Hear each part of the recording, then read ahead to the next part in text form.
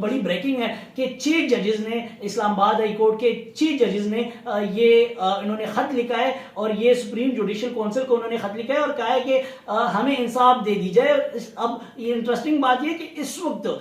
Islamabad high court में सैपर case की समाअत हो रही है और सैपर केस के ऊपर जो 2 जजेस है, इस वक्त इस्लामाबाद हाई कोर्ट में 8 जजेस है, 8 जजेस में चीफ जजेस ने सुप्रीम जुडिशल काउंसिल को खत लिखा है, जबकि 2 वही जजेस रह गए जो इस वक्त सैपर केस की समाअत कर रहे हैं। तो क्या इस्लामाबाद हाई कोर्ट की जानिब से या इस्लामाबाद हाई कोर्ट में तैनात 6 जजेस की जानिब से अदालती केसेस में, अदालती कार्रवाई में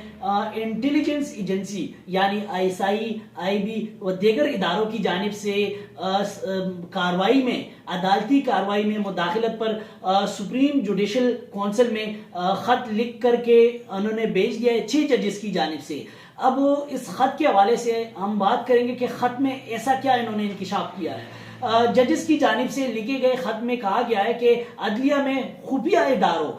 इदारों की मुदाखलत और जजेस पर असरअंदाज होने पर जुडिशल कन्वेंशन बुलाया जाए, जबकि खत जिन जजेस ने लिखा है उसमें मोहसिन अख्तर कियानी और उसके साथ महमूद जहांगीरी साहब, बाबर सतार साहब, एक दबंग जज है, इसके अलावा बाकी उनके कुलीग है, इसमें अरबाब मोहम्मद ताहिर भी है, रफत इम्तियाज भी है जो एक खातून जज है, उनकी जानिब से भी कहा गया है कि जुडिशल कन्वेंशन बुलाया जाए और जो हमें धमकियां मिल रही है उसके ऊपर तहकीकात की जाए, उसके ऊपर जो जजेस है उनको सुना जाए। खत लिखने वाले जजेस ने दबाव की कोशिशों पर 2023 और 2024 में लिखे गए खतूत भी उन्होंने शामिल किए कि 2023 और 2024 में हमने ये भी खतूत लिखे हैं, तो उसके ऊपर आप इसके ऊपर भी नजरसानी करें। ये मामला जज शौकत अजीज सिद्दीकी जो पिछले दिनों सुप्रीम कोर्ट ने उसके हक में फैसला दिया है और उन्होंने कहा है कि जज शौकत अजीज सिद्दीकी को पिछली हुकूमत में, इमरान खान की हुकूमत में धमकियां जो उस वक्त के खुफिया इदारे के जो सरबराह थे फैज हमीद की जानिब से धमकियां दी गई थी और उन्होंने उस वक्त एहतिजाजन उन्होंने इस्तीफा दे दिया था, बाद में बाकी चीजों से उसको अलग कर दिया गया था। तो जज शौकत अजीज सिद्दीकी को इंसाफ मिलने के बाद फिर 23 में जज के घर से उसके कमरे में एक खुफिया कैमरा वो भी बरामद हुआ था, तो उसके हवाले से भी लिखा गया है। खत के मतन के मुताबिक उस वक्त के आर्मी चीफ और विफाकी हुकूमत ने शौकत सिद्दीकी के खिलाफ केस किया था। उस वक्त की विफाकी हुकूमत कौन सी थी? जिस तरह मैंने माजी की हुकूमत का जिक्र किया कि इमरान खान की हुकूमत थी, तो उन्होंने जज शौकत अजीज सिद्दीकी के ऊपर केस किया था। जस्टिस शौकत अजीज सिद्दीकी के अदालती उमूर में मुदाखलत के इल्जामात की तहकीकात उन्होंने कहा कि ये भी कराई जाए और उन्होंने खुद भी अपने ऊपर अदालत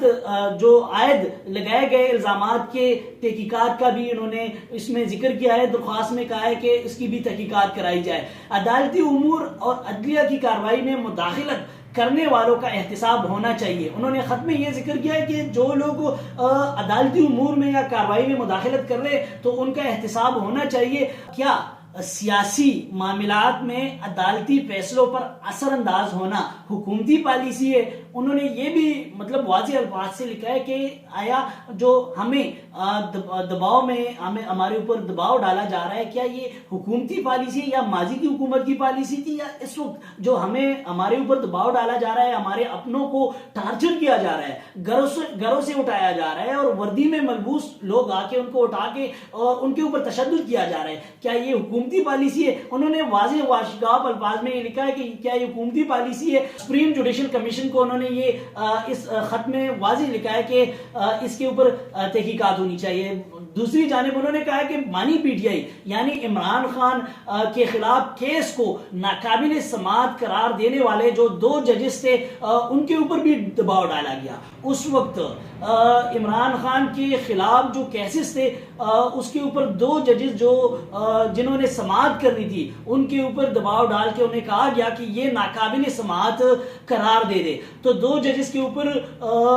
खुफिया इदारों की जानिब से दबाव डाला गया और उन्हें कहा गया कि आप ये वाज़ेह कर दें कि ये नाकाबिल समाअत केसेस है। खत में मजीद लिखा गया कि एजेंसियों की मामलात, एजेंसियों की जानिब से जो मामलात अदालती मामलात के ऊपर जो मुदाखलत है या जजेस पर असरअंदाजी, ये सरासर तौहीनी अदालत है। क्योंकि एक आम सियासी बंदा अगर अदालती फैसलों के ऊपर तनकीद करे या उसको तस्दीक करने के लिए कि ये एक्ट या ये शिक इस तरह है या इस तरह है, तो इसके ऊपर ये इसकी तस्दीक होनी चाहिए या इसके ऊपर ये तनकीद है। हालांकि ये तनकीद पॉजिटिव है तो उसके ऊपर तौहीनी अदालत तो लग जाती है, लेकिन अब खुफिया इदारों की के ऊपर ये बात आई है कि ये जो है हमें धमकियां दी गई है, तो क्या ये जो धमकियां दी गई है क्या ये तौहीनी अदालत के जमरे में आता है? तो उन्होंने ये वाज़ेह अल्फाज में कहा है कि आर्टिकल 204 ये अदालती ऑर्डिनेंस के तहत पूरी उन लोगों के खिलाफ, उन लोगों के ऊपर तहकीकात होनी चाहिए, उन लोगों के ऊपर ये इन्वेस्टिगेशन होनी चाहिए जिन्होंने ये खुफिया इदारे हैं या जो भी है, स्पेसिफाई उन्होंने नहीं किया, लेकिन उन्होंने ये कहा है कि खुफिया इदारे इस वक्त मुल्क में मुख्तलिफ आपको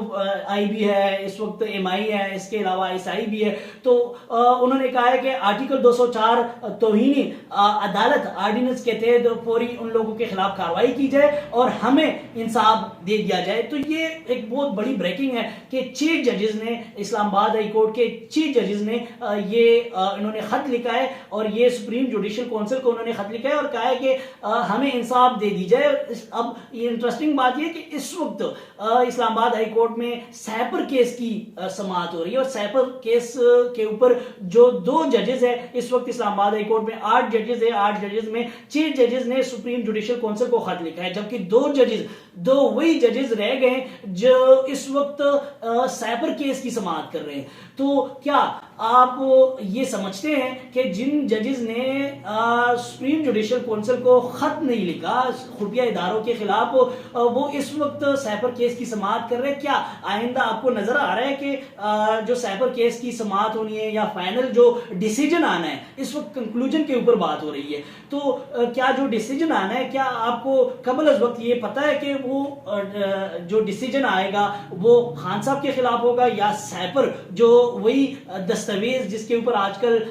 मीडिया के ऊपर या हाई कोर्ट के अंदर एक गूंज है, तो क्या वही फैसला भी खान साहब के खिलाफ आएगा या जो 2 जजेस है क्या वो कंप्रोमाइज है? तो ये सवाल भी बाकी है और ये आइंदा दिनों में आपको खुद नजर आ जाएगा। वस्सलाम।